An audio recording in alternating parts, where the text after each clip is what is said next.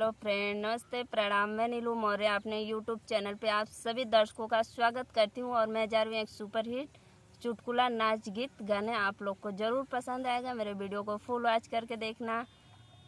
राधे राधे दोस्त, राम राम।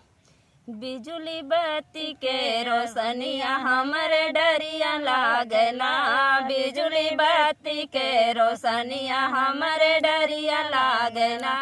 सुआई न्यूरी न्यूरी हम सची कुकुरिया हमरे डरिया लागला, हमरे डरिया लागला। हमरे घरमा के मनैया हमरे डरिया लागला, हमरे घरमा के मनैया हमरे डरिया लागला।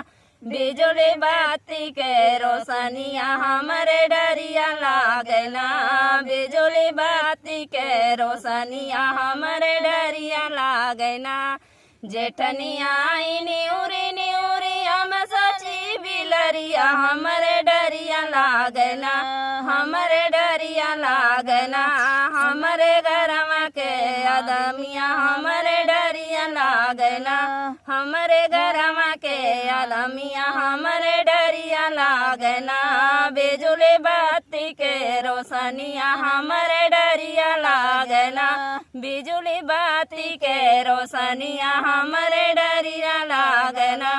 न्यूरी न्यूरी न्यूरी ननदियाई हम सची, न्यूरी न्यूरी ननदियाई हम सची बिलरिया हमरे डरिया